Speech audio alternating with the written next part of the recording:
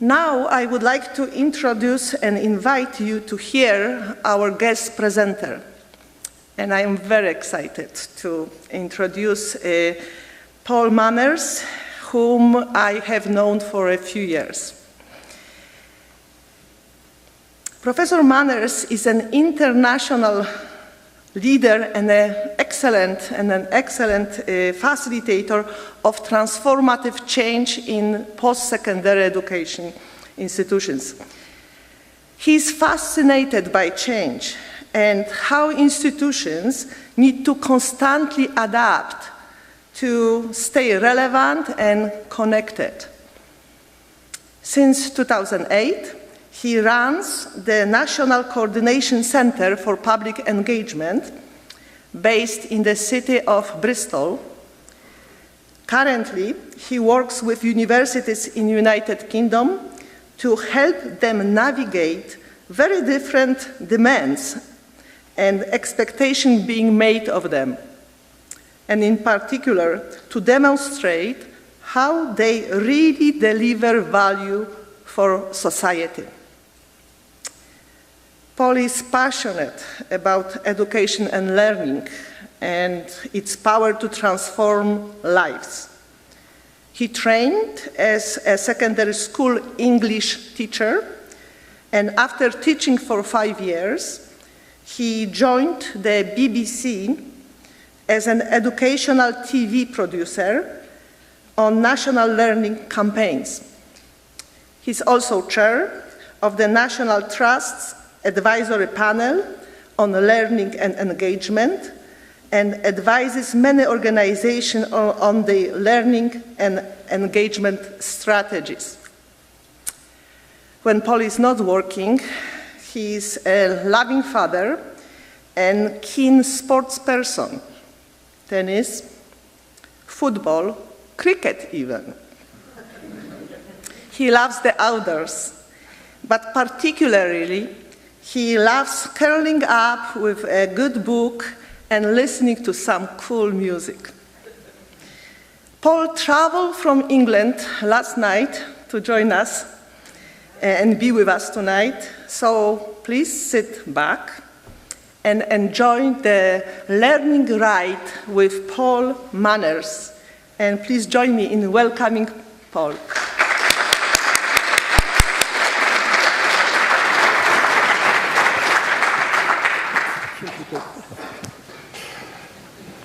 So, hello. Gosh, it's so lovely to be here. I am tired. This is about, well, it's midnight for me. So forgive me if I droop a little, but it's an absolute joy to be here. And I'm going to take you on a bit of a journey through my life, actually, because I want to tell you about the things I care about and the things I've learnt about learning. So, we're going to start with you looking at a couple of things. Now, this is some facts, some information about blue whales. I don't expect you to read all of it. If you're sat at the back, you probably can't. But that is what you typically find if you wanted to find out about a blue whale and you looked in an encyclopedia. The next thing I want you to look at is a short film. Dwarfed by the vast expanse of the open ocean, the biggest animal that has ever lived on our planet.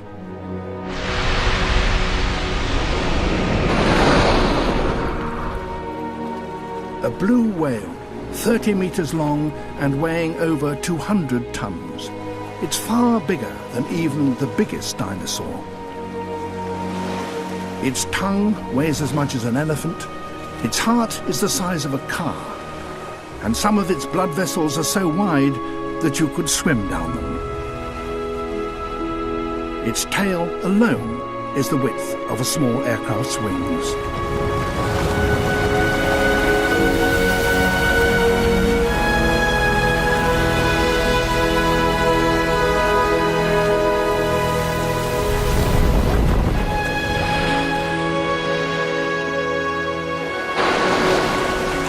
Its streamlining, close to perfection enables it to cruise at 20 knots. It's one of the fastest animals in the sea.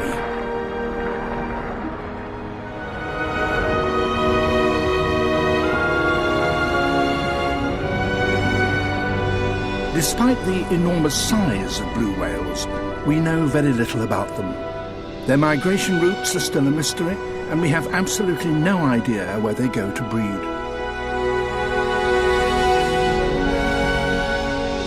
They are a dramatic reminder of how much we still have to learn about the ocean and the creatures that live there. What a difference.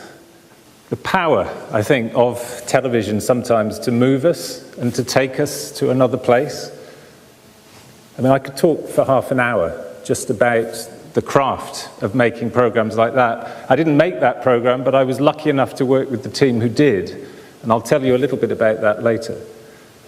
But I think just thinking about that voice, you know, that passion and that knowledge and that wisdom taking us on a journey. Did you recognize him? Yeah, because in England he is so important. David Attenborough, he's made wildlife programs, he's been part of all of our lives. But the use of just such simple language to kind of just tell you enough and not too much, to keep you curious, to keep you leaning forward. Those analogies, blood vessels so large you could swim down them, you know. It's that amazing dance between the producer, I think, and the audience, just keeping you on the edge of your seat. And then at the end saying, actually, we actually know so little. There is so much more to learn. And for me, gosh, that clip, I think, embodies why I love learning, why I love that feeling that you get in your heart when somebody really connects with you. And the visuals, you know, taking you to places you've never been, creating a kind of stimulating your imagination. So that, for me, is something so special. And I think later I will talk to you a little bit about why I think universities have a particularly critical role to play in society as places of learning. But I want to start somewhere else. I want to start back in 1968. This is my primary school. Sitting at a lovely table doing a wonderful kind of primary school kind of thing. We call it primary school.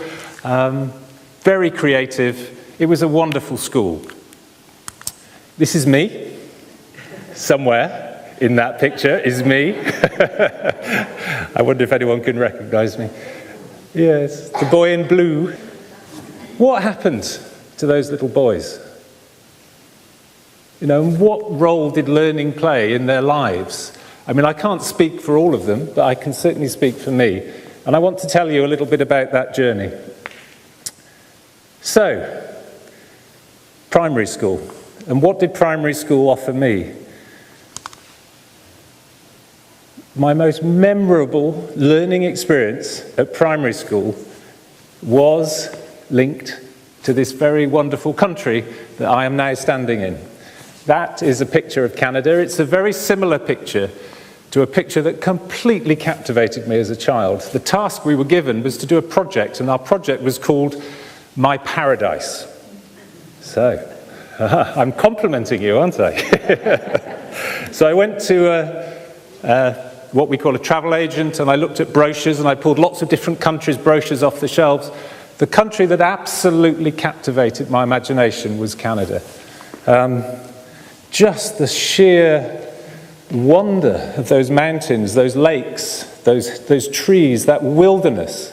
So I wrote poetry, I read books, I wrote endlessly about the different facets. I got particularly interested in log cabins. Do you know? I even tried to build a log cabin with mixed results, it has to be said. What did I want to be when I grew up? Yes, a lumberjack. So if anybody has a tree they need cutting down before I leave, you know, give me a word after the talk. So yes, I was going to be a lumberjack, or I was going to play football for Arsenal.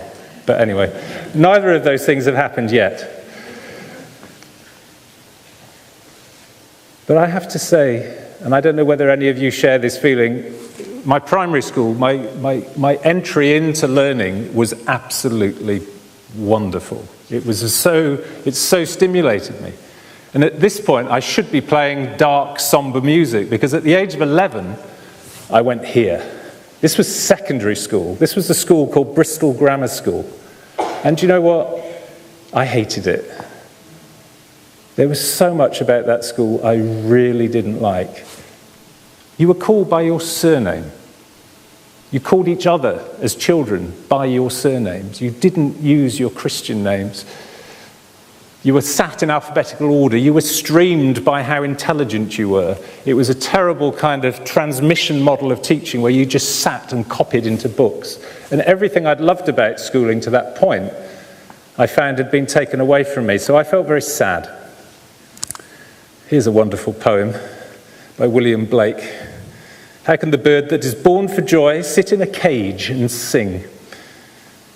How can a child, when fears annoy, but droop his tender wing and forget his youthful spring? So, that was me. And if we want good learning to happen, clearly we need to find ways to engage people's imagination. We need to make them feel valued. We need them to feel interested. And we need them to kind of make sense of the demands that are being made of them.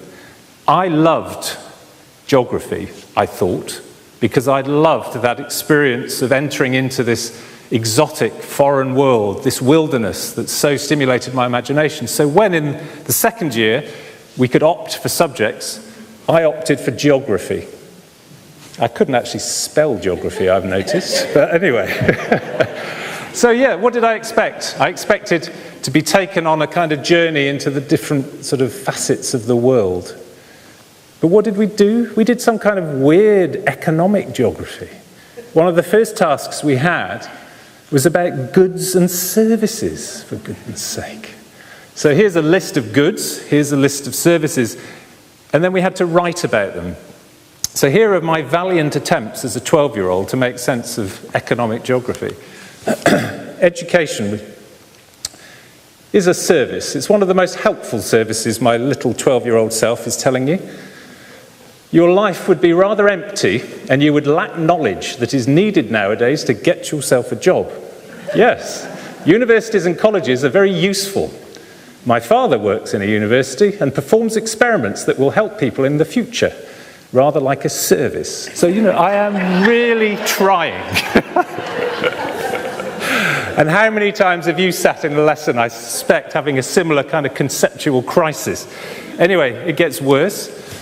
Okay, so I'm trying really hard to make this interesting. So, another service that is not often thought about is fortune telling. So there you go. Strange though it may seem.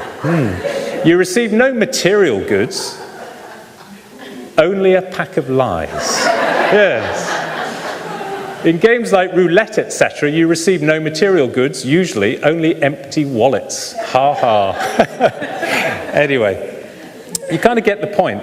So not only did I dislike the culture of the school, I found a lot of the learning utterly baffling and pretty meaningless. And so what does that do to you? Well, it turned me into a rather annoying person, I think. I probably still am. This is my French teacher's judgment of me. The grades indicate his ability, with a more mature, less frivolous, and occasionally more committed attitude, he could do extremely well. But he can be rather annoying. And he must correct it. Thank you. Really helpful advice from my teacher. Okay. But I'm painting a deliberately bleak picture. I actually did love aspects of school. This is English. I loved English. I think a lot of it, obviously, perhaps is down to just I loved reading, but I also loved my teacher. And he loved me. His vigorous imagination, wry humour, avid reading, and inexhaustible capacity for work put him in a class by himself. I learnt that off by heart.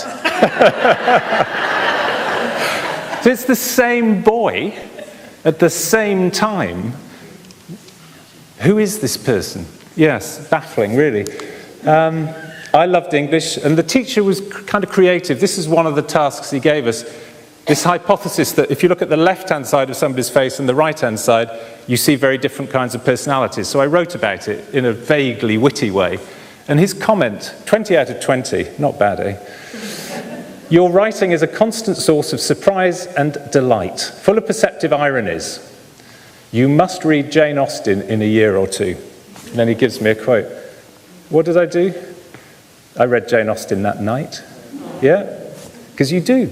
I read all of Jane Austen's books, within months, and completely and utterly, I think that sense of somebody who cared about me, who was interested in me, who valued me, who was passing on these insights. Do you know, I never talked to this man, ever. I communicated to him like this. It was extraordinary, but he had a profound influence on my life, and although I've painted this dreadful picture of Bristol Grammar School, it actually was a good experience in many, many ways. And that love of literature took me to university, took me to Warwick University. This is me with my mum, absolutely happy, but not a blooming clue about what I was going to do next. Loved it, absolutely loved it, but then facing this precipice, like, what on earth am I going to do next? I had left school vowing I would never go near a school again in my life. I couldn't wait to get as far away as possible. But actually, as you do, you then decide, I can be the saviour of schools. So you decide, I'm going to become a teacher, and I'm going to do it all right, because they did it all wrong. And I had this kind of, this vision of myself, a bit like Dead Poets Society, going in and somehow transporting children into this wonderful world of literature, and kind of reproducing exactly the kind of education I'd had. But just through some magical thing that I was going to be able to do, I was going to compensate for all of the reasons that perhaps make studying literature really hard and difficult. And frankly, it was tough. I chose to make it tough. I chose to train in London, and I chose to go to the Institute of Education, and I chose to work in inner London schools. This particular school, Islington Green School, is now demolished. It's knocked down. This is a headline from around the time. Life in a school of fear. I mean, it was really hard, particularly for a naive young thing like myself. It wasn't teaching literature to sixth formers that actually proved to be the thing that completely and utterly captivated me.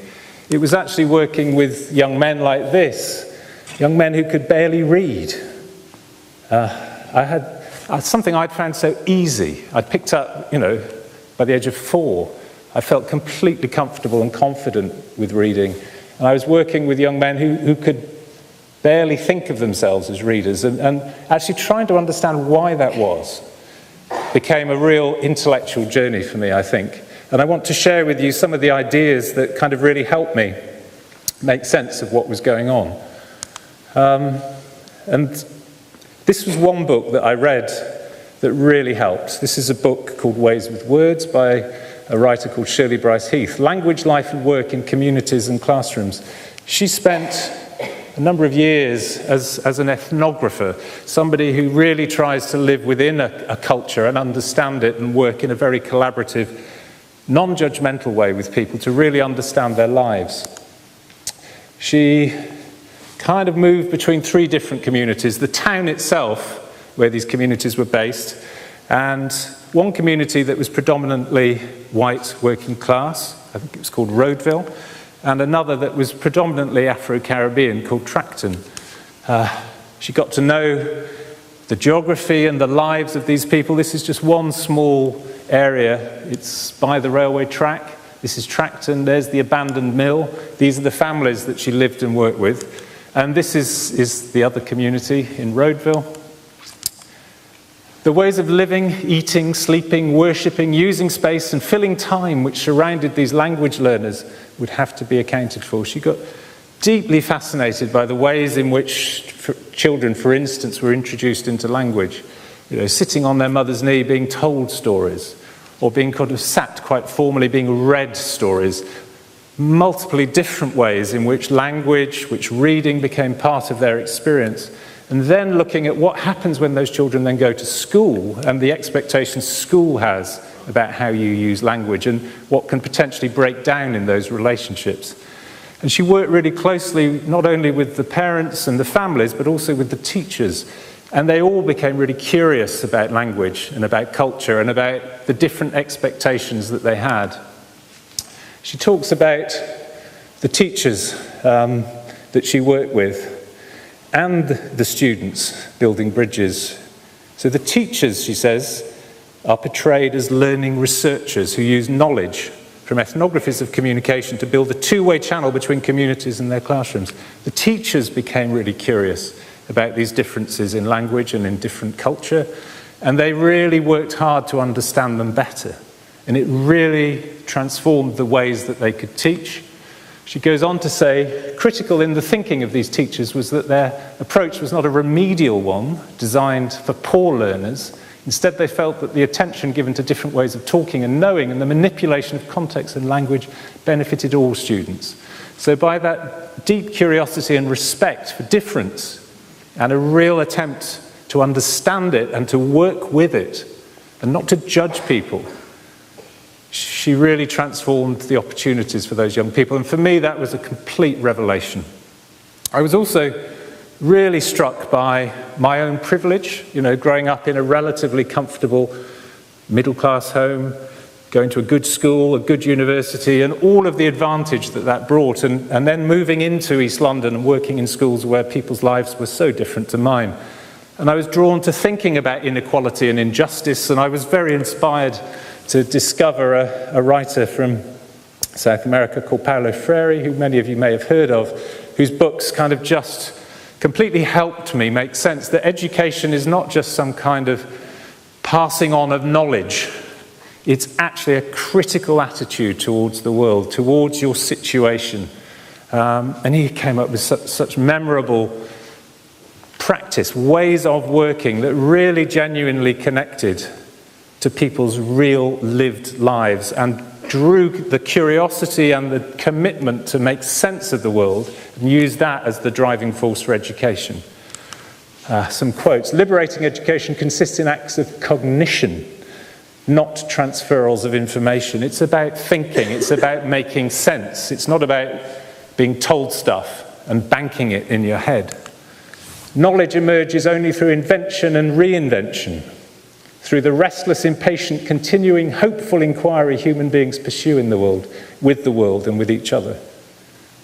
An incredibly dynamic sense of education as a powerful force for good and for change.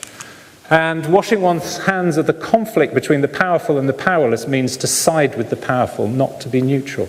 And I think that's a real challenge for us as teachers, to what extent we actually feel that it is our job to address injustice and inequality, and as people who work in universities, or is it our job to step back and be detached from the world? I think these are really profound questions for people who care about education.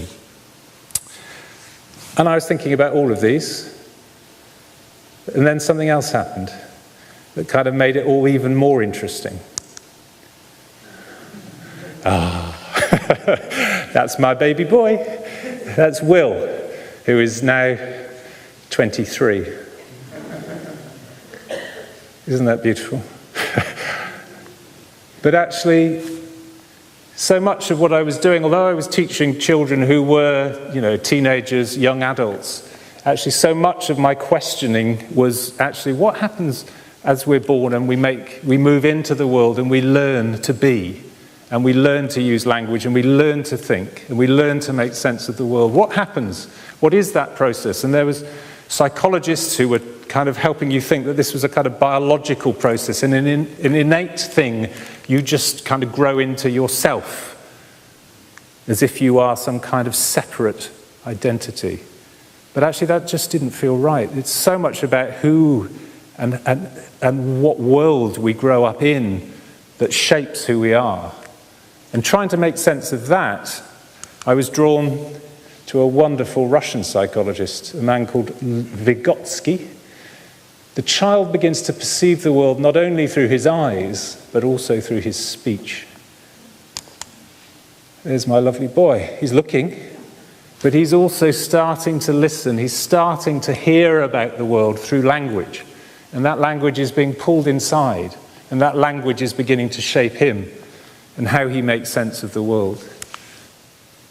So there is this mysterious man. We know very little about his life. He wrote several books, Mind in Society, Thought and Language. Again, just some quotes that to me were utterly inspirational, I think. Human learning presupposes a specific social nature and a process by which children grow into the intellectual life of those around them. Through others, we become ourselves. I think that's amazing. That idea of growing into the intellectual lives of those around us. And then pedagogy, the sort of science of teaching, must be oriented not to the yesterday, but to the tomorrow of the child's development.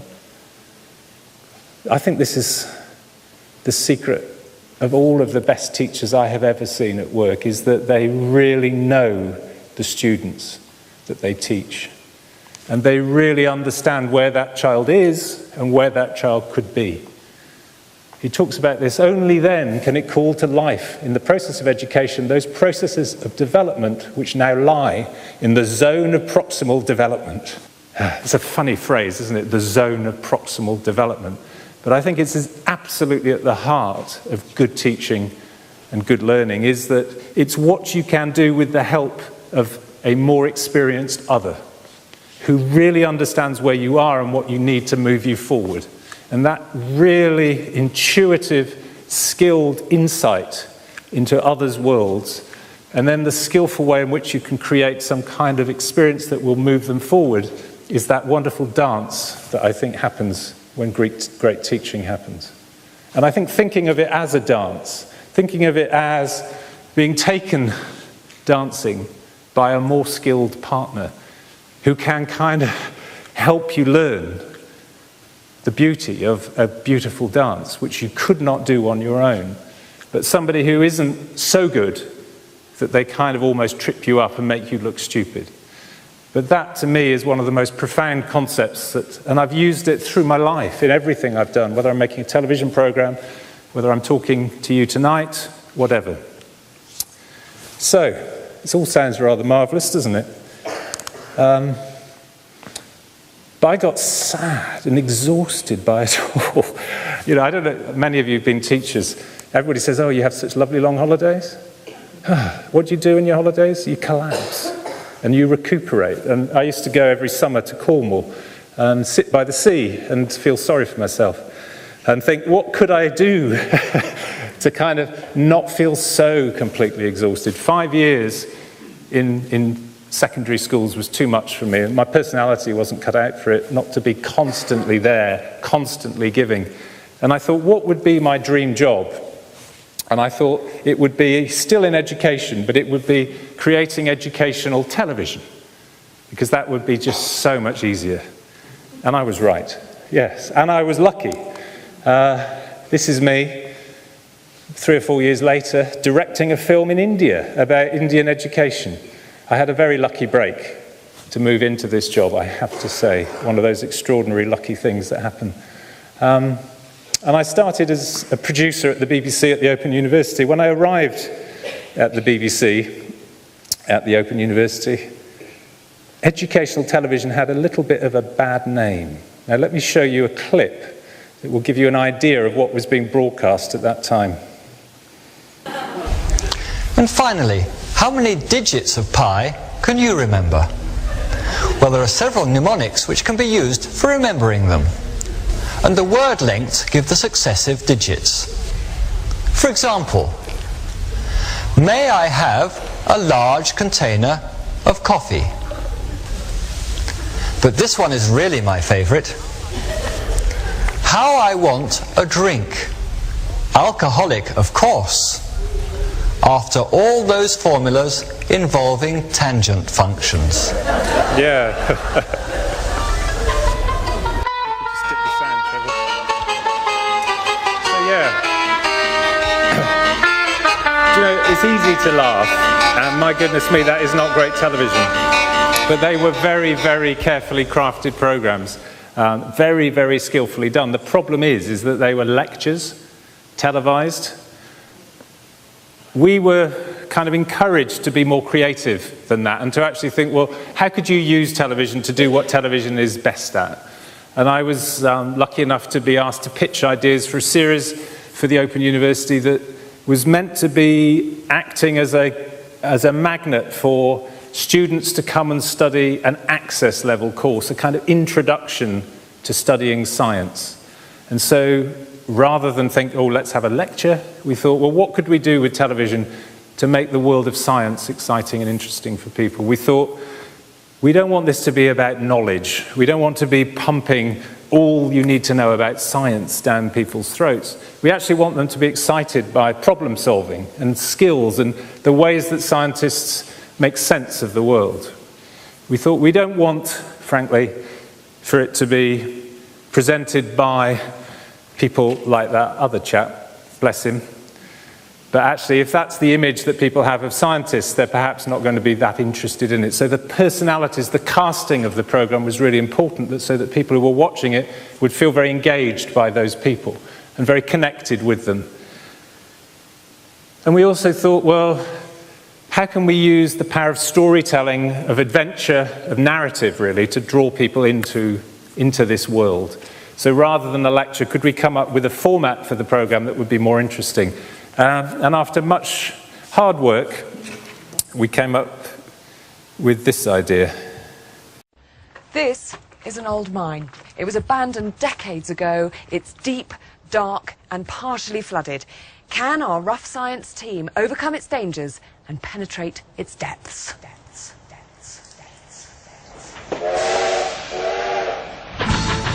Our 4 pioneering scientists are Ellen Macaulay, an intrepid go-anywhere botanist with a love of all things wild. Mike Bullivant, a chemistry wizard with a wicked sense of humour. Jonathan Hare, the do-it-all inventor, physicist and engineer. And Hermione Coburn, an earth scientist and explorer who never gives up. Their base is an abandoned mining mill way up in the mountains of Colorado. This is High Altitude Rough Science.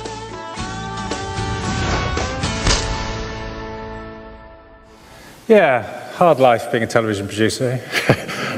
But, you know, I didn't make that program. That was made by a colleague. But, you know, what I did was with a team, we kind of came up with the format, and it ran for about 7 series because it really worked. But we put a huge amount of effort into coming up with a format that was really watertight and really good for the audience. And, you know, I think if you design a really good educational experience, it's a most amazing feeling to see that work. And it kind of worked. It looks a bit dated now, but I'm very, very proud of it. And I'm very, very proud of the time I spent at the Open University. It was an amazing institution that was all about making higher education an experience that anybody who wanted it could have. And the reason it works, I think, is because it was very creative in the way it used different media to engage people in learning, but also in the ways that it actually brought teams of people together to make fantastic education.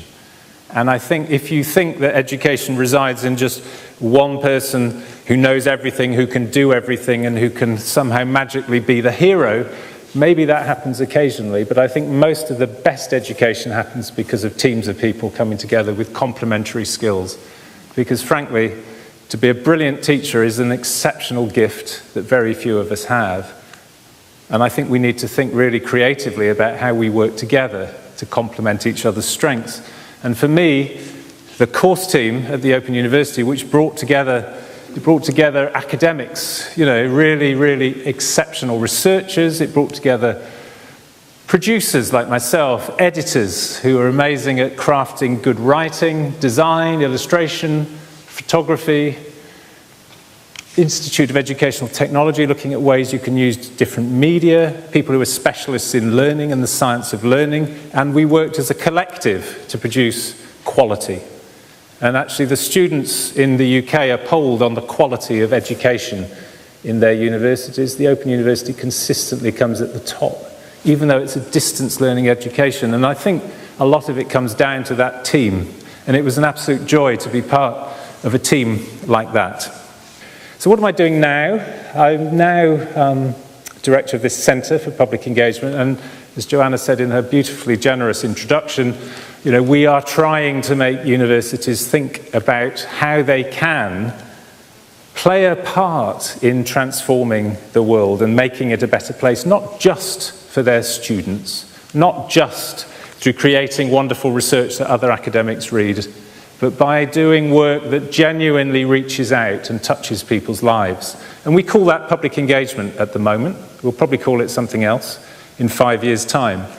But this is what we do. And I think the work is hard because universities are very traditional in many, many ways. Now, I've chosen a very traditional image of a university, but these headlines, these are challenges that we all have to confront if we work in universities. Are we irrelevant and out of touch? Are we secretive and untrustworthy? Are we unaccountable and a waste of taxpayers' money? Are we elitist? Do we reinforce inequality, actually? These are the kinds of challenges that everybody who works in a university is having to think about at the moment. And they're having to think about how their work needs to change to accommodate these. I want to show you just one short clip, which is an example of ways in which people are working in universities to do this differently. It's an example from a project that is looking at how academics and partners outside the university and the public can work together to tackle climate change. So let me just show you. It's only a very short clip, but I think it gives you a good idea of the kind of practice in universities and also the principles that this kind of work needs to do good work.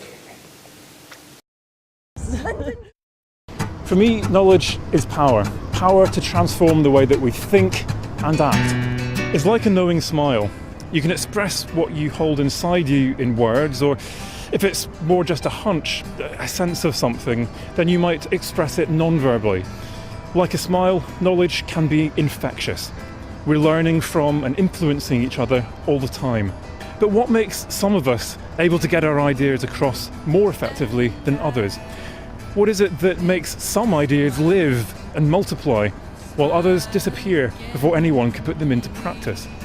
Imagine what we could achieve if we knew how to rally people together around ideas that could help us all live more sustainably. We could harness the wisdom of crowds to come up with innovative ways of tackling climate change.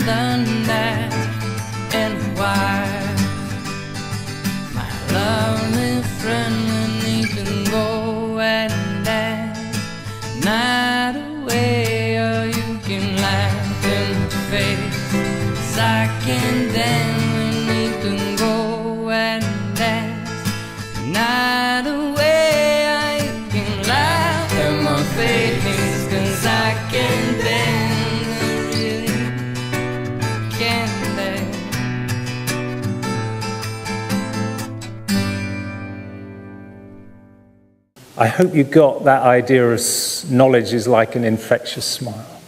Isn't that beautiful? That sense actually of how we share and how we connect and how we move ideas between us. And universities should be excellent at that. And I don't think we always are, he says, understatement of the year. Now here's another, I'm wrapping up now. Here's another current hero of mine. He is an academic. He works in a university. He's a man called Irvin Yalom. He's a psychotherapist. He's a hero of mine for various reasons. He writes absolutely beautifully. But what's interesting is how he chooses to write, to communicate his ideas. He writes textbooks, 5th edition, the essentials of the knowledge you need to be a good therapist. But he also writes The Gift of Therapy. He writes books that are less factual and more about the kind of practice of therapy. This is how I met him. I met him through this book, which is about his encounters with different patients who have come to see him and his relationship with those parents and how he has worked with them, and they've built a kind of shared understanding. And they're amazing stories, and they're amazing because partly he tells stories of people who have genuinely changed, and that's always interesting. But he talks about his own learning, and that's as much a part of the story as the client. It's not him as the great expert with all the answers. It's about him as a very humble, curious, reflective man who is trying to make sense and is often having to deal with his own prejudices and his own ignorance. And that's a beautiful description, I think, of powerful teaching and powerful learning.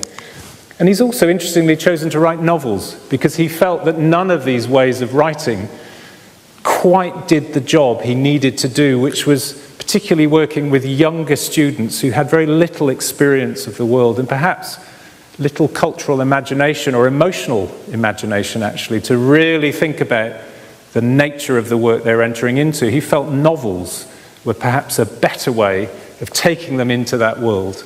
And he calls these teaching novels. They're good novels, but they actually really help you connect with some of the really subtle and complex dynamics of good therapy. So he's interesting as an academic and as a communicator and as an engager, but his writing for me is full of insight too. And forgive me, this sounds slightly emotional to end on love, but actually, I do think at the heart of good learning and good teaching is love, actually. A real genuine care for other people. To love means to be actively concerned for the life and growth of another. All kinds of meanings in life transcend the self, he says. They're linked to other generations of people around us, to our children and family. We're passing on something of ourselves to others. I feel that this is what makes our life full of meaning. So it's that connectedness between us that I think lies at the heart of why I continue to love thinking about learning. So I'm going to finish with a couple of things. I'm just going to give you some bullet point summary of what I've been trying to say. I think a learning life is a life of curiosity. I think it has to think about inequality and injustice. It cannot be complacent about that. I think, actually, it's an incredible craft. And I feel I'm so much on a journey to learn that craft. And I learned so much from watching other brilliant teachers. But its mastery of this craft is such a wonderful thing to reach for and to try to understand. I think that balance of head and heart is so important. It's so easy to get carried away with what's up here and to forget the emotion. I think that's so much part of who we are and how we learn. And I think it's about generosity, actually. So often we're not generous with others and with their lack of understanding. So I think that metaphor or that notion of generosity, think about it as a gift, learning as a gift. That feeling when somebody gives you a gift that is just so good for you, that shows that they really understand you, but also that they're giving you something that you couldn't quite have imagined for yourself. And equally, that wonderful feeling when you see that present and you think that's just right for them. And that sense of a gift, I think, is at the heart of learning. It's such a precious thing. And I'm going to end, you gave me Canada, thank you. That was such an important part of my life. I'm going to give you England. This is my gift to you. I love walking, I love music, and I want to just share with you some music that I'm listening to at the moment that I love. And it's music that I think captures a lot of what I've been talking about, which is the way in which learning can really connect you to other people, connect you to tradition, connect you to the past, but also touch your heart. She's an English singer, Kate Rusby, who learned her craft, has mastered the craft of folk song, and a lot of her story is about learning traditional music and learning from others. And over time has started to find her own voice. So now she writes songs, and it's hard to know what's traditional and what she's creating herself. She's a great raconteur, as well as a great singer. The song I'm going to play you, she recorded with this man, Nick Jones, who made a couple of amazing albums about 20 years ago and then had a terrible car crash, which meant he couldn't sing again for 20 years. But she persuaded him to come back into the studio because for her, this man was one of her kind of guiding teachers. He taught her so much. So she wanted him to come and sing this song with her. And you can hear him kind of finding his voice again. So I'm going to close with a picture that I love. This is England, and I'm going to play you a song that I love. Close your eyes. Enjoy the experience of England. My gift to you.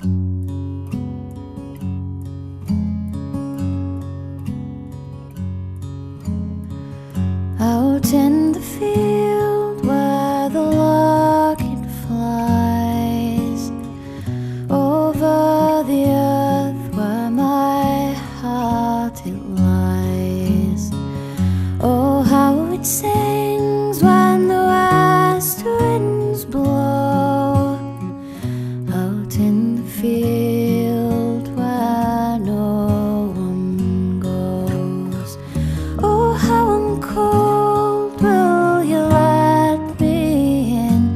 If you could hear me speak, where would I begin? Time it is past now, and I roam free. Is it wrong to wish you still need me? Is it wrong to wish you still need me?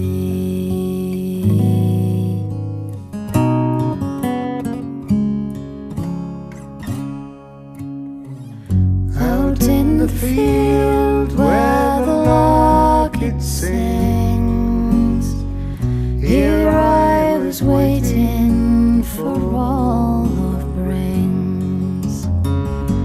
There I stood and there I fell, out in the field that I know well. Oh, how cold will you let me in?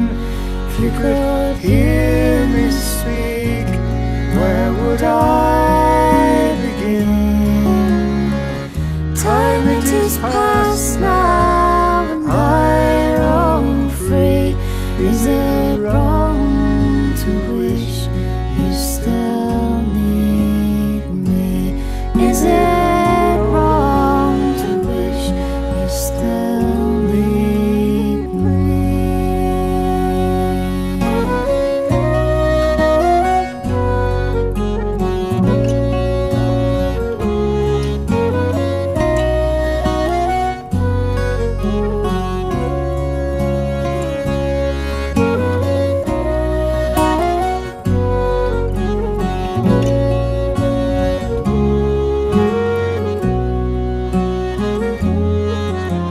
Thank you.